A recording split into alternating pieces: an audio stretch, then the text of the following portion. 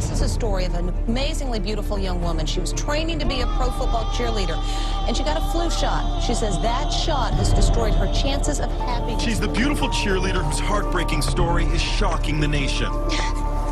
25-year-old Desiree Jennings showed me how she can't walk without twisting, jerky movements. But she walks backwards normally. Doctors say she has a rare 1 in a million neurological disorder that was triggered 10 days after she got a seasonal flu shot. Health officials all over North America are scrambling. 20 people have died in the last week. We absolutely have to remain vigilant in the country around the situation in Mexico and globally.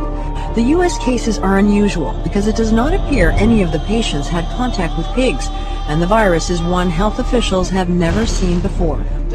All these things are very serious. The big question is, does a bigger government always solve these problems? They usually make things much worse. So all I'm asking people to do is step back and think for a minute rather than rushing and panicking and taking advantage of opportunities like this. This is what happens whether they're economic problems or medical problems.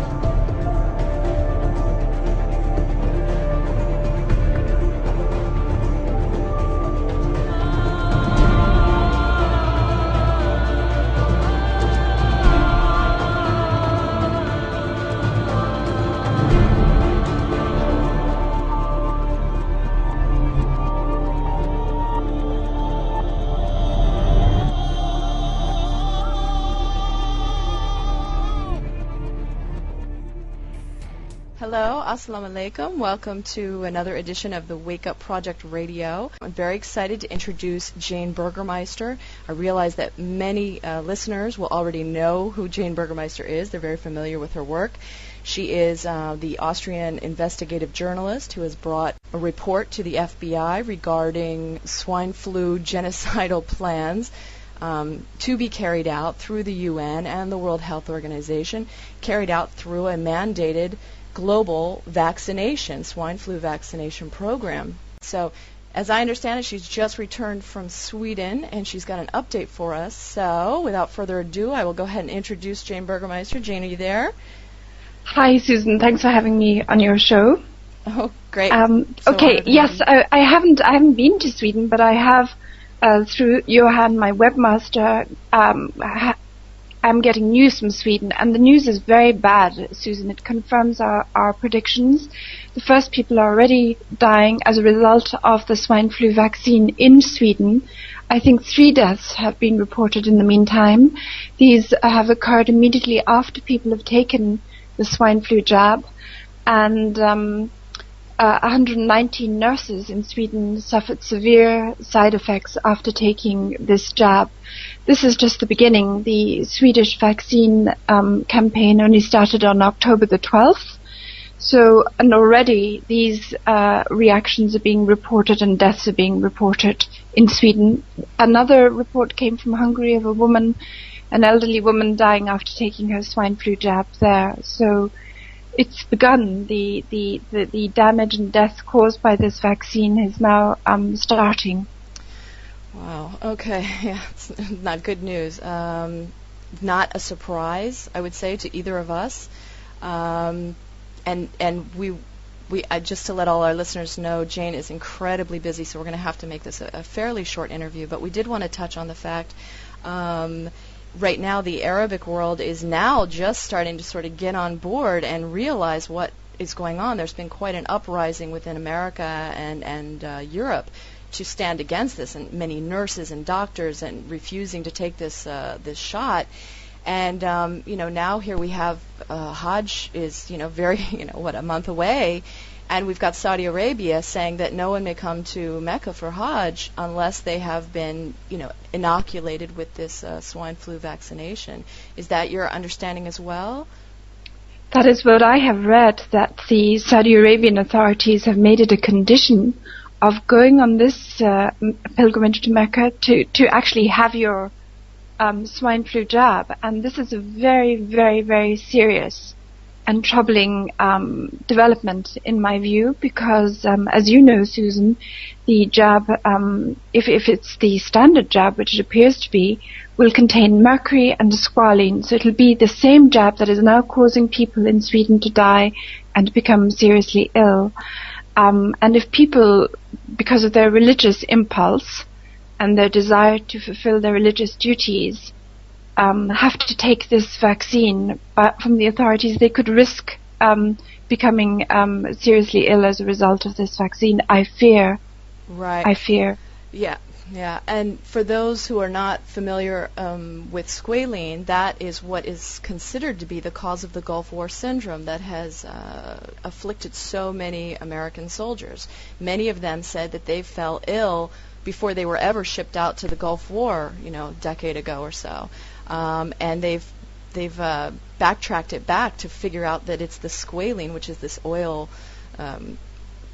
additive, which is, just wreaks all kind of havoc inside the body. And now they're saying that this vaccination, they're saying, okay, you can get one without squalene, but those that do have squalene, and many of them do, apparently there are reports that it's 1 million times, the amount of squalene is about 1 million times more than what the Gulf War veterans received, and it brings about a sort of slow deterioration of the body.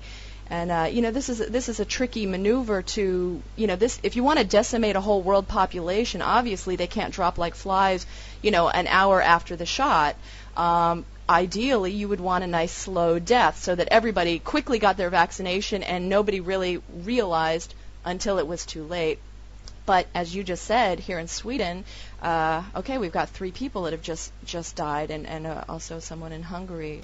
So I think it's important. Jane has a website called theflucase.com where she reports daily. It's like a blog where she is up to the minute reports on what is going on. If you want to stay current on this issue, you definitely want to check out her website, theflucase.com.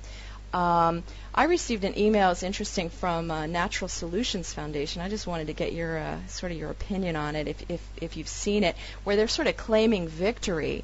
And they're saying, okay, we've filed an injunction, we've filed a stop the shot complaint in federal court, and now we're declaring victory because the health secretary in the United States, Kathleen Sebelius, she admitted that the swine flu was already peaking, reaching its peak, and that the vaccines wouldn't be ready in time. Therefore, the pandemic is canceled.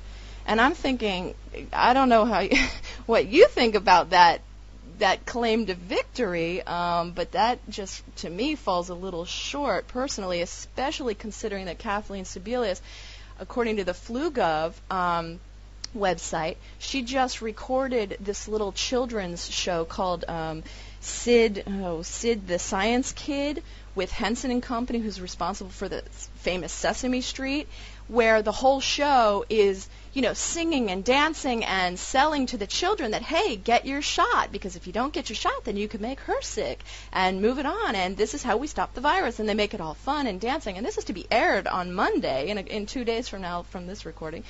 So I'm a little hard-pressed to count victory on this. I mean, they did, in their defense, they did say, okay, there's still more to, we still got to keep pushing,